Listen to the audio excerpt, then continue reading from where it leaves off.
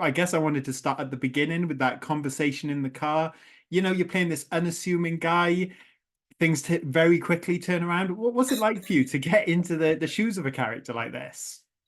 Oh, I really enjoyed that. I think when I first looked at the script, that opening scene for me was like, I don't know where this is going, but boy, it starts good.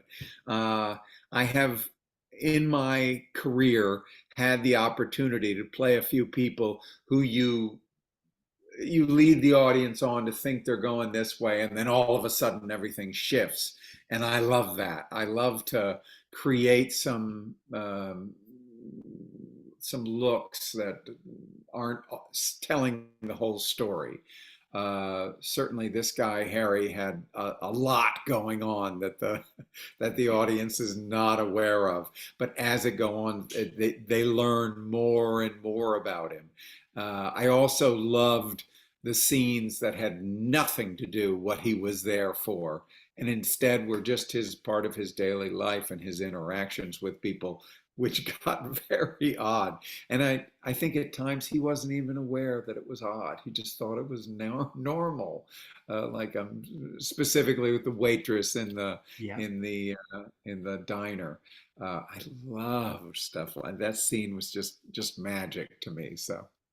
Yeah, I'm glad you mentioned the diner scene because I think that's a great example of, like I said, Harry, he seems to have this sense of justice, even though he is this quite relentless hitman. So was the fact that maybe he did have some sort of twisted moral code, was that a big part for you to of finding who this guy is beyond the obvious? Oh, I think so. I think so. You come to understand that wherever he's coming from, he thinks it's totally. I mean, he thinks his business, what he does for work, is totally separate from him as a human being and what he does when he goes home. But you start seeing that it has it has influenced you in many ways that you may not be aware of. And that starts to come out, and I love that about Shane's script. I think and it's sort of true for the other people too. For Steve and for John, definitely, you really get to see them going through, and they come to do things that they never would have dreamed themselves doing. I love that. I just think it's great. Yeah, absolutely. And you know, there is this interesting switch we see when he's talking to the cops later in the movie. You know, he's this innocent seeming guy. He could be someone's dad, someone's uncle. You know, he's this middle American kind of normal man. And then of Yeah, course we yeah. see he's really sinister when the time comes for it. So that switch for you, what was the fun in that for you to go to those two extremes to some degree? Well, I think the fun is really in the script, the ability for this guy who looks like he could be just watering the grass next door, and probably is. You always when it comes clear in the newspapers what he did, there will be all these neighbors going, he was such a nice guy. He was so quiet. Hello, how are you? Just the nicest guy, and yet he's got this private life going on that is a real shocker to everyone. Yeah, absolutely. And, you know, do you talk with Shane, obviously him being the writer and director, about, you know, Harry's backstory, or do you not really find it necessary to know that? Is what's on the page in the script really enough for you to just, you know, sink your teeth into and just find who this guy is from there, as the audience do at the same time, I suppose. Well, I always feel like a lot of that is my work. Mm. If it influences how I'm playing, things in the script, then definitely I'll go to them. But Shane and I came to an understanding that for this guy, uh, getting excited or getting angry in order to do whatever he has to do is not a big help in his profession. That staying calm, staying very businesslike, and just getting things done and not letting it affect you at all is just it's a needed aspect of his business. And we both agreed on that. So what I did as an actor was go back and figure out a lifestyle and backstory that would fit that and would let that happen. So, I mean, I had all kinds of things going on in my mind as I'm sitting in that car at the end of the film, like saying goodbye to certain things, you know. But I wouldn't mind if Shane decided to go ahead and write a whole new movie for that backstory. I'd do that too. Oh, I would love to see that. And I we've would. mentioned this a couple of times that there is that sense of underlying menace with this guy. So for you as an actor, beyond what we've talked about, is there anything particularly challenging with getting that across in those scenes where he seems, again, like the diner scene, he seems quite innocent and a nice guy, and it just very slowly comes out through your performance. How do you find that as an actor, I guess, is what I'm asking. It's interesting. I think it's all about the actors that you're playing the scene with. And I was really lucky with the fella in the truck. I mean, he was fantastic. And the young woman at the diner. The young woman at the diner, I don't think she's done a whole lot before. And there was something wonderful about just this fresh face of like, can I get you another cup of coffee? How great. And then all of a sudden asking her some questions, she's like, huh? Which is really fun.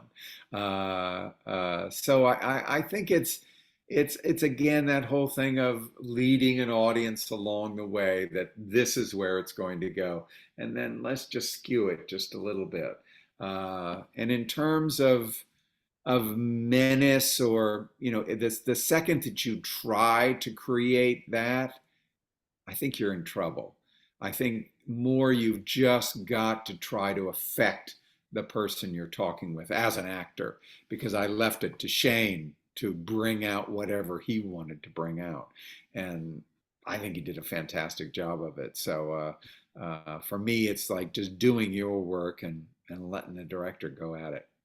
Yeah, for sure. And of course, the film does keep us waiting to see you and John together. And there's that great final sequence in the motel. So, what was it like for the two of you to get together and go on that back and forth? Because it's brief, but it's so important to the story that's been Yeah. told up to that point. Yeah.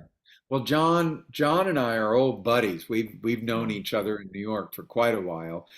We've done play together, and he I know his wife is he's like a great guy.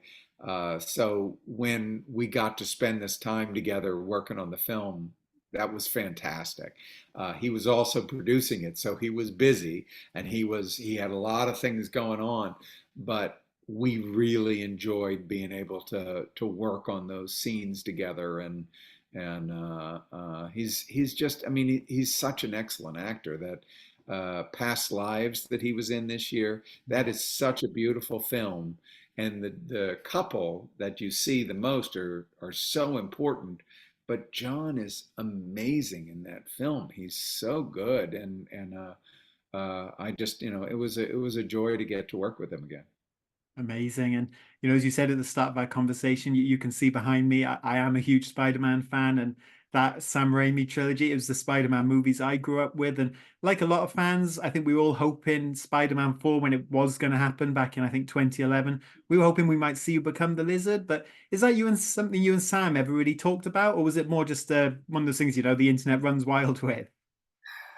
I'm afraid that Sam told me, he said, I was writing a script for number 4, and here came the lizard. He was on the Um, way.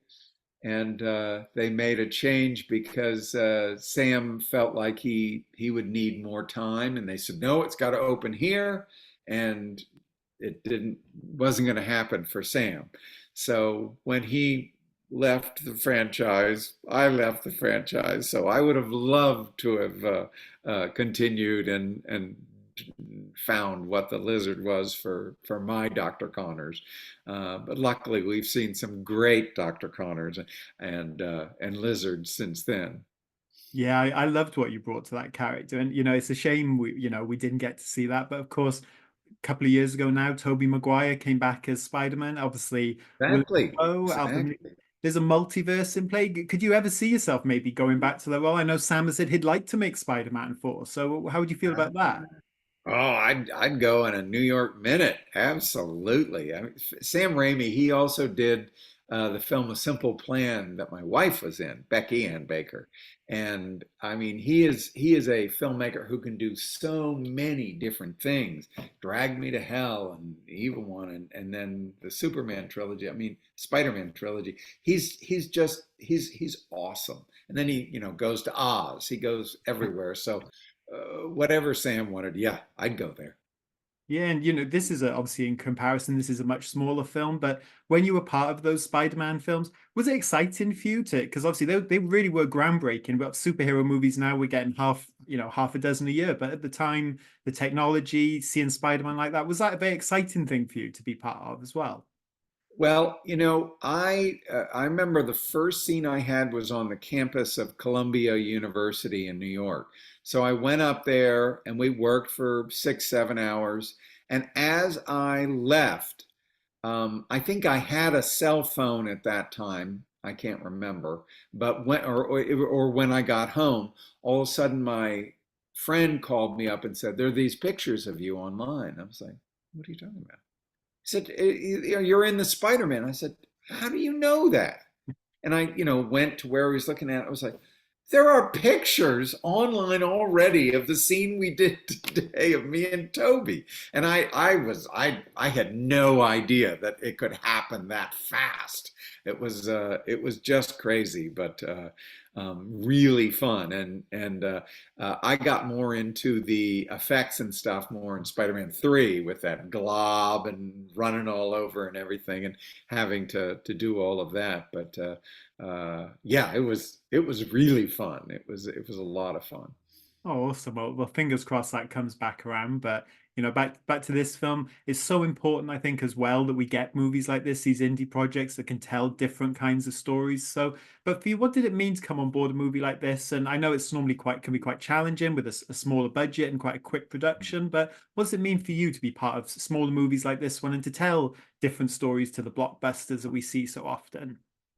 Well, there's a little secret that actors have that probably is not that secret, but the smaller the budget, the less waiting time. And the fact that you get to go to the set and you arrive in Albuquerque or wherever you are, and you get to work. You're not sitting around for 3 weeks and waiting for the next day, but you're working. It's kind of great. And for this, LaRoy, there was very little off time. We were there on set, working, working, working, and getting it done. So that's a really big plus for a low budget film, I have to say, because there's no time to hang out and wait and try and do this effect or that effect.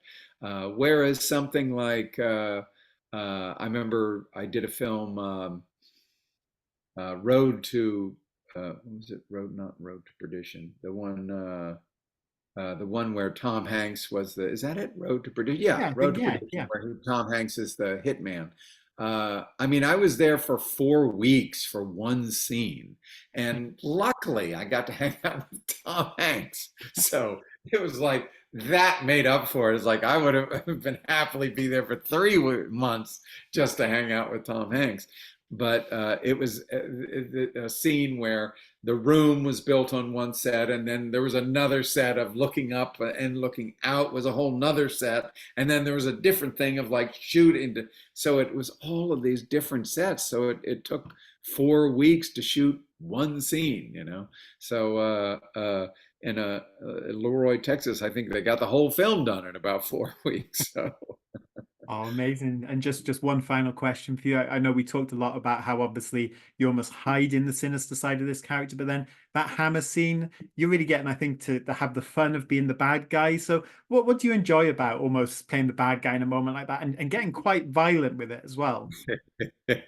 That's one time when he really shows where he'll go because he'll do anything to get the information, and it doesn't matter to him. It's like if I have to shoot this person, I will do it.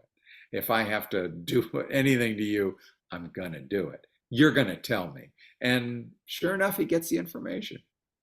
Yeah.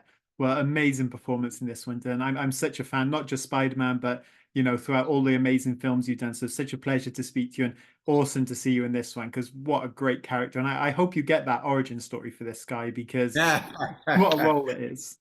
I hope so too. Thank you so much, Josh. I Thank you so appreciate it. much for your time. Great to speak to you.